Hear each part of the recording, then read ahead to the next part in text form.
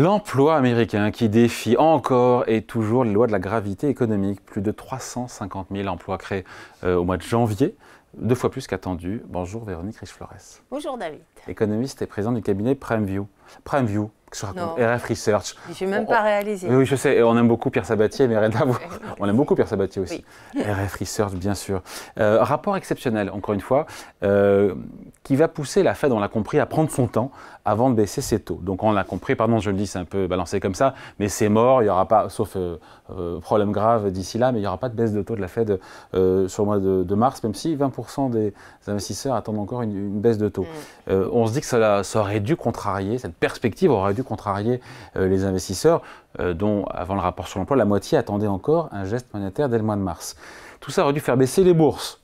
Il n'en a rien été puisque le S&P a décroché un record. Il faut m'expliquer là, parce que là j'avoue que je ne comprends plus. Hein. Oula, vous expliquez l'incompréhensible.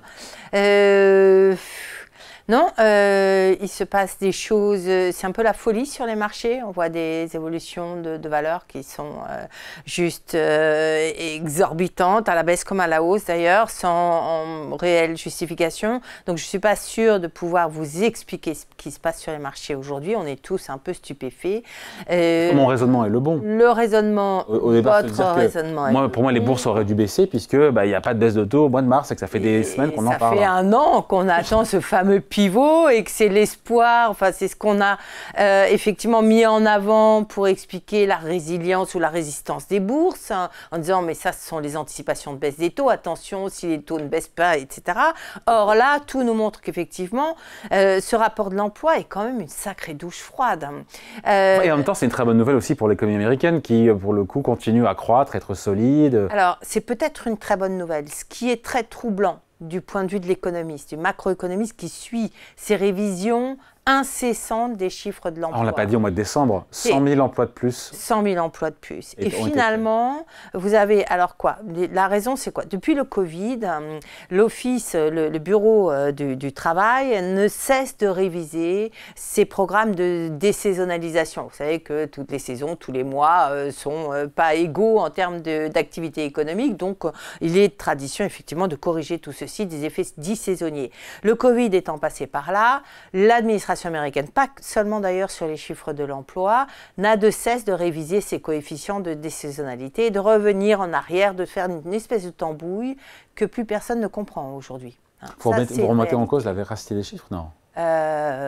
Force est de s'interroger sur la véracité de ces chiffres, effectivement, qui n'ont plus rien à voir avec plus aucun des indicateurs économiques récents, les plus traditionnels, les indicateurs de climat des affaires, des ISM, des PMI, ou la durée hebdomadaire du travail. Je ne sais pas si vous avez vu, parce que finalement, personne n'en a parlé, qui a fortement chuté, qui traditionnellement est quand même un indicateur très fiable sur les tendances de l'emploi. L'écart entre les deux enquêtes, donc tous les mois, on a 2 enquêtes auprès des entreprises, ce sont les non-farm payrolls, donc les chiffres d'emploi, et puis auprès des ménages qui permettent à l'administration américaine d'estimer le taux de chômage.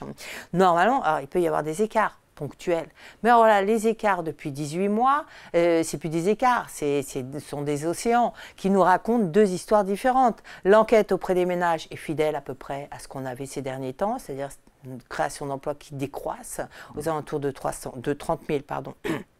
Création de postes ces 3 derniers mois. L'autre, l'enquête des NFP, nous donne les chiffres que vous venez d'énoncer. Ouais. Donc on a un espèce de malaise avec effectivement, de la même manière, quand on regarde l'évolution du produit intérieur brut ou l'évolution des revenus, il y a des gaps ça n'explique pas. Donc d'abord, un grand scepticisme par rapport à ces données extrêmement révisées et incohérentes avec l'ensemble de l'histoire. Mais pourquoi les investisseurs, pourquoi cette réaction inattendue?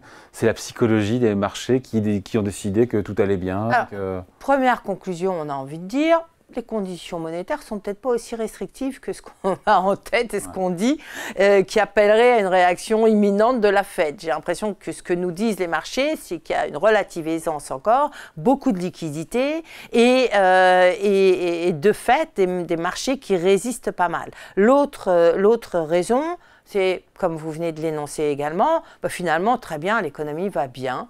L'inflation décélère. Alors, bon, on passe à pieds joints sur les salaires, qui se sont pris quand même une hausse de 0,6% sur un mois, ce qui est la plus forte depuis 2 ans, je crois, et qui fait remonter le taux de croissance annuel du salaire horaire, ce qui est quand même très inconfortable pour la Réserve fédérale américaine. Parce que si l'histoire est véritablement celle-là, alors il n'y a plus de raison d'anticiper un lending, un soft ou pas soft, mais en tout cas certainement... et donc il n'y a plus besoin de baisser les taux. Et donc du côté économique, c'est plutôt bon. Les inquiétudes sur les résultats des entreprises, peut-être qui étaient dans les tuyaux, peuvent être mises de côté, mais de l'autre côté, vous n'aurez plus de baisse des taux. Or, ce qui est intéressant également, c'est de regarder, alors, les taux à 2 ans ont finalement un peu remonté. Hein. Ils ont pris quoi? 15 points de base, 17 points de base, c'est rien du tout.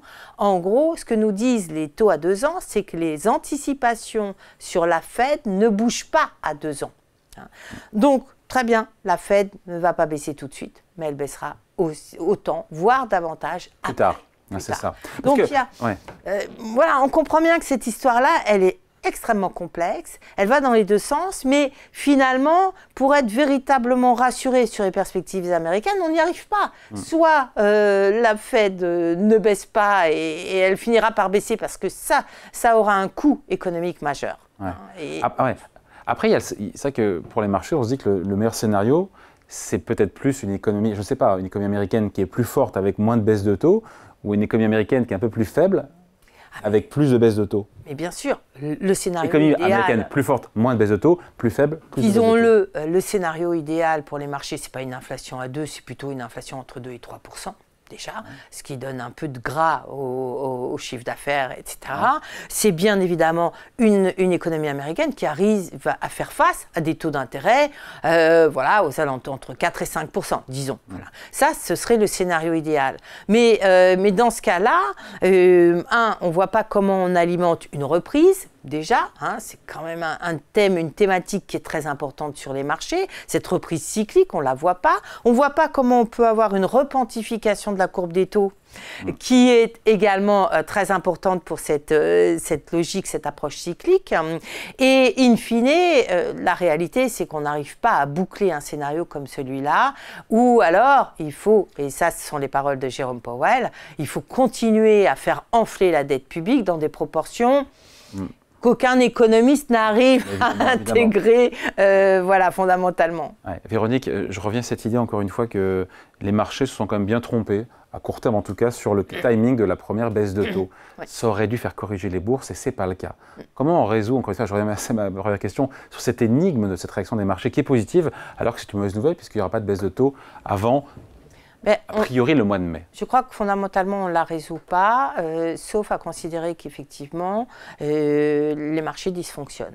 Et je pense que ce qu'on a vécu depuis 2 semaines à peu près nous indique bel et bien qu'il y a des dysfonctionnements profonds, une hypersensibilité des valeurs.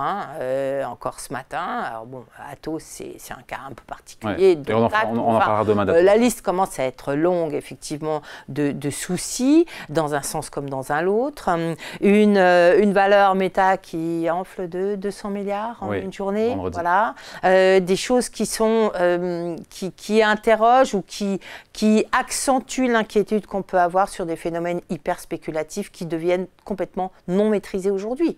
Sans parler bien évidemment de ce focus qui là aussi commence à devenir un peu trop obsessionnel sur l'intelligence artificielle, avec les conséquences que ça a sur les valorisations des titres concernés, dans un sens ou dans l'autre d'ailleurs, parce qu'on voit que celui qui négligerait de se mettre, d'entrer dans la danse est sanctionné, et lourdement sanctionné. Donc je pense qu'effectivement, tout ceci nous met dans un inconfort profond, que pour les investisseurs, quels qu'ils soient, dresser une stratégie d'allocation d'actifs dans des conditions comme celle-là, c'est quand même pas facile. On peut prendre des paris, mais ces paris semblent de plus en plus risqués. Et donc, je pense qu'effectivement, cet environnement n'est pas durable. Reste la question, qu'est-ce qui va faire bouger les choses? Est-ce que finalement, la concrétisation de pas de place de baisse des taux, parce qu'on parle plus de mars, maintenant on est déjà sur juin quasiment. Les marchés price 60%, à 60% une baisse de taux, première baisse de taux de la Fed au mois de mai, c'était 90% avant le rapport sur l'emploi de vendredi. Oui, tout à fait. Et ce qu'on voit, c'est que les choses se décalent au mois de juin. Ça sera peut-être pas mai, ça sera peut-être juin. Et ce sera peut-être juin. Si le rapport sur l'emploi, si les rapports sur l'emploi, les 2 ou 3 à venir, sont dans la même lignée que celui du mois de janvier. Il n'y a pas de récession, il n'y a pas de ralentissement. Et on va peut-être même à un moment donné se poser la question d'une possible remontée des taux. On n'en est pas encore là. On n'en est pas là, mais ça va quand même très vite. Et alors, la difficulté, c'est qu'il y a toute la chaîne des marchés mondiaux derrière la Fed. Il y a la BCE qui commençait quand même à laisser entrevoir la possibilité de baisser ses taux en milieu d'année, juin, ou bon.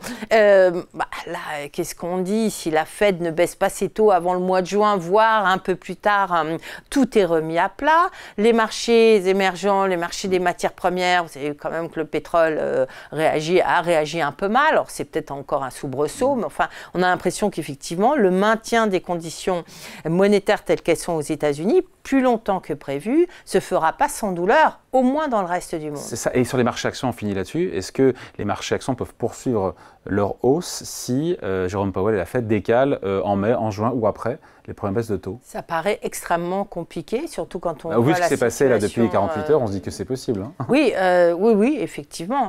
Il faut toujours se méfier des situations dites de bulles, parce qu'une bulle, le propre d'une bulle, c'est de gonfler. Et en général, d'enfler beaucoup plus que tout ce qu'on peut attendre. Donc, effectivement, mais je pense qu'aujourd'hui, effectivement, on a beaucoup d'éléments qui suggèrent cela. En Europe, ça veut dire qu'on maintenir des taux d'intérêt, je vous entendais parler de l'immobilier à l'instant, le credo, c'est quand même, la BCE doit agir, parce que le degré de contrainte monétaire est autrement plus impactant sur la conjoncture européenne. Le fera-t-elle si la Fed ne fait rien jusque-là? On est quand même beaucoup plus hésitant sur cette hypothèse. Ça veut dire qu'effectivement, même les perspectives européennes, par exemple sur l'immobilier, sont sans doute à reconsidérer potentiellement si tout ceci bouge. Voilà. On n'est pas sorti de l'auberge. On n'est pas sorti de l'auberge, effectivement. Cette année s'annonçait... L'auberge monétaire. De l'auberge monétaire. Et effectivement, c'est un environnement extrêmement complexe. Merci beaucoup. Explication signée Véronique Riche-Flores, économiste et présidente du cabinet RF Research. Merci. Merci David.